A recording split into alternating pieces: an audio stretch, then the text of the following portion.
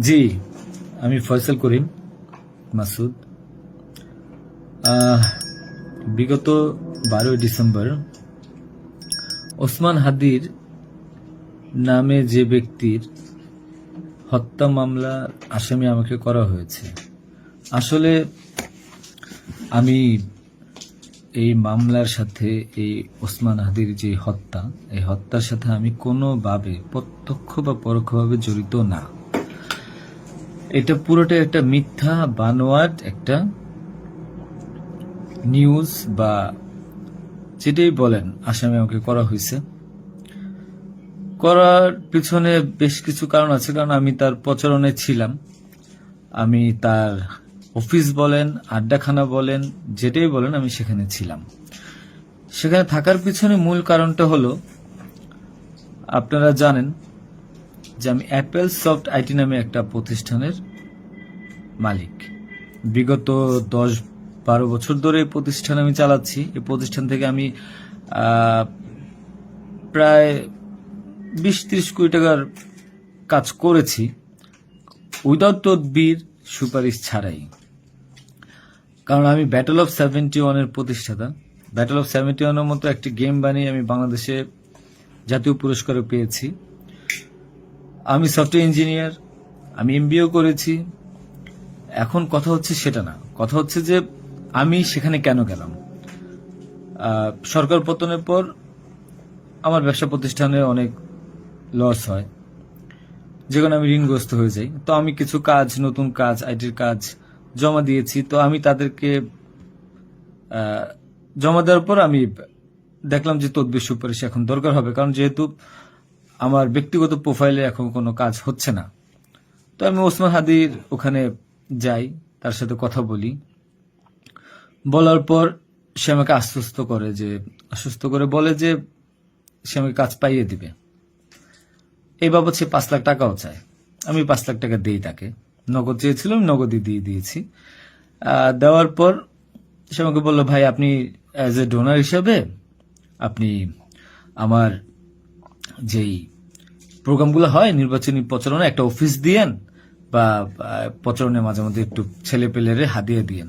তো সে হাদিয়েই বলে আসলে বেসিক্যালি। তো আমি এরপরে শুক্রবার আমাকে আসতে বলে, আমি প্রথম শুক্রবার তার সাথে যাই, প্রচারণা করি। সেই সুবাদে আমি আমার 2টা ছোট ভাই নিয়ে গিয়েছিলাম, যারা এলাকার লোকাল। তো এখন তাদেরকে হয়তো আসামি করা হচ্ছে, আমি জানি না। তারা কিছুই জানে না, যেমন আমি জানি না, তারাও জানে না। তো তারপর তাকে আমি 5,000 টাকা দিই। তার সাথে যে ছেলেটা আছে জাবের, তাকে জিজ্ঞাসা করলে জানতে পারবেন, সবার সামনে আমি দিয়েছি এবং হাদিয়া হিসেবে সে খুব হাসি মুখে এটা গ্রহণ করেছিল। তারপর ওই দিনের খাওয়া দাওয়া শেষ, প্রোগ্রাম শেষে আমরা চলে আসি। এরপর আমি আমার ব্যক্তিগত কাজে, নানা কাজে ব্যস্ত ছিলাম। হাদি একদিন ফোন দিয়ে আমাকে বলে, ভাই 16 ডিসেম্বর আসছে, আপনার সাথে কিছু কথা আছে, আপনি আসেন। তার হোয়াটসঅ্যাপ মেসেজটা চেক করে দেখলে জানতে পারবেন।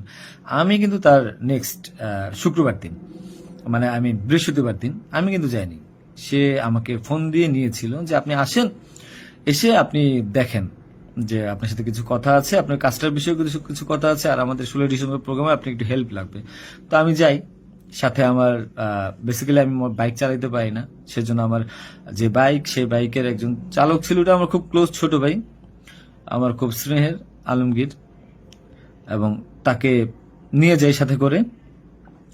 যাওয়ার পরে তার সাথে আমি, পতাকা হবে 35 ইঞ্চি, 40 ইঞ্চি, 18 ইঞ্চি, এগুলো জাবেরকে জিজ্ঞাসা করলে পাবেন, তার সাথে লোক, তাদের সবাই যারা ছিল ওই সিসি ক্যামেরা যাদেরকে যাচ্ছেন সবাইকে জিজ্ঞাসা করতে পারেন।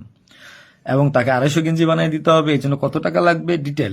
এবং ঘটনার দিন আমাকে সে রিকোয়েস্ট করে, আজকে যারা এই যে আপনারা দেখছেন হাজার হাজার লোক, শত শত লোক, হাদির তো এত লোক ছিল না, কারণ সে আমাকে নিজেই রিকোয়েস্ট করেছিল যে ভাইয়া আপনি আমাকে 5-10টা পোলাপাইন দিয়েন, আর 16 ডিসেম্বরে 50টা ছেলে পেলে দিয়েন, যেন আমার পতাকাটা ধরতে পারে, আমার প্রোগ্রামটা সাকসেস করে দিতে পারে। তো দেখেন, তো ওই জায়গায় আমি তাকে আশ্বস্ত করি, ঠিক আছে আমি চেষ্টা করব। তো পরের দিন আমি যাই। পরের দিন আর মাঝখানে একটা কথা বলি, আমার এর পরের দিনই দুবাই যাওয়ার কথা ছিল, যেহেতু আমার দুবাইয়ের মাল্টিপল গোল্ডেন ভিসা আছে। আমি এর আগেও দুবাই গিয়েছিলাম। তো আমার একটা কাজে দুবাইয়ের কিছু প্রোডাক্ট কেনার কথা ছিল। তো আমার টিকিটটা আমি ওই দিন ক্যান্সেল করাই, যেহেতু সে রিকোয়েস্ট করেছে, পিছায় দিই।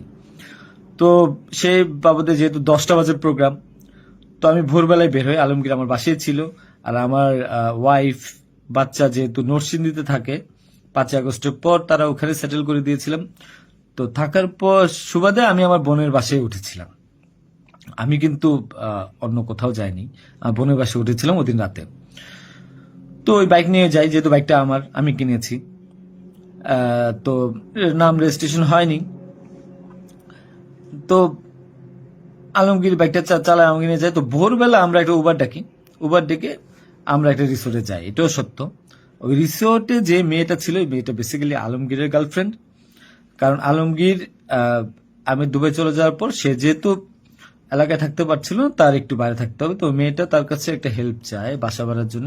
তো আলমগীর তার গার্লফ্রেন্ডকে হেল্প করার জন্য বলে, ঠিক আছে তুমি আজকে দেখা করো, আজকে আমাদের অনেক কাজ, তোমার সাথে আমি পরে দেখা করতে পারবো না। তো আলমগীরের সাথে আমি যাই, যাওয়ার পর 8টা 9টার দিকে আমি আবার চলে আসি, কারণ আমার এই টিকিটটা ক্যান্সেল করতে হবে।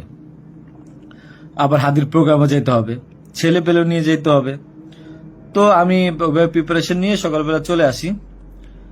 আসার পর এখানে যে মেয়েটার গার্লফ্রেন্ড বানানো, মিথ্যা বানোয়াট একটা প্রচারণা, মানে এর চেয়ে লেম জঘন্য কোনো কিছু হইতে পারে না এই দেশে।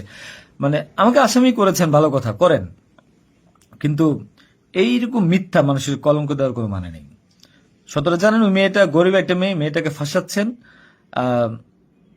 মেয়েটাকে দিয়ে যা মন চায় তাই বলান। এখন কথা হলো যে আমি প্রোগ্রাম করেছি, হাদিকে যে ওদিন কথা বলেছি, এবং ওই দিন আমি তাকে আবার 10,000 টাকা দিয়েছি, পোলাপানকে খাওয়াই দিয়েন। আমি আমার বাইক নিয়ে যাই, কে বা কারা এই হত্যাকাণ্ড ঘটেছে আমি জানি না। আমি 10 মিনিট আগে তার কাছে বিদায় নিয়ে চলে আসি। আসার পর আমি বাসায় আসি, যেহেতু আমি যাব দুবাই, আমি টিকিট ক্যান্সেল করেছি। আপনারা দুবাইয়ের টিকিট গুলা দেখতে পারেন। আমি একটু দেখাই একটা জিনিস আপনাদেরকে।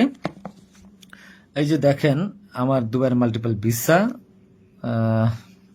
1 মিনিট।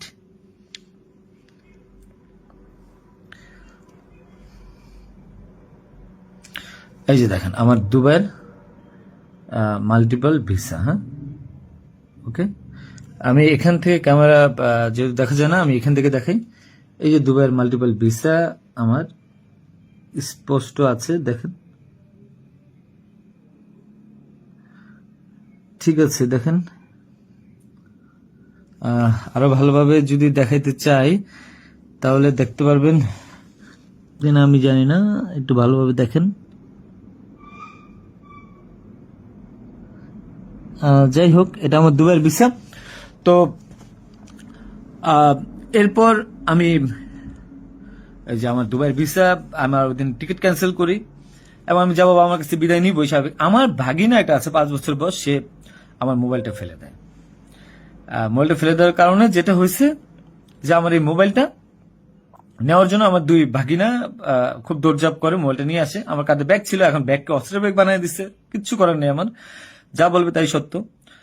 আর আমার বাইকের নাম্বার প্লেট চেঞ্জ করে নাম্বার ম্যানহোল থেকে উদ্ধার করা, আমার বাবা 2বার ব্রেন স্ট্রোক করছে, তাকে দিয়ে উদ্ধার করানো, এটা কোন নাটক আমি জানি না। তো তারপর এই তো বাইক উদ্ধার দেখলাম, এগুলা দেখলাম। এরপর আমি বিদায় নিয়ে চলে আসি।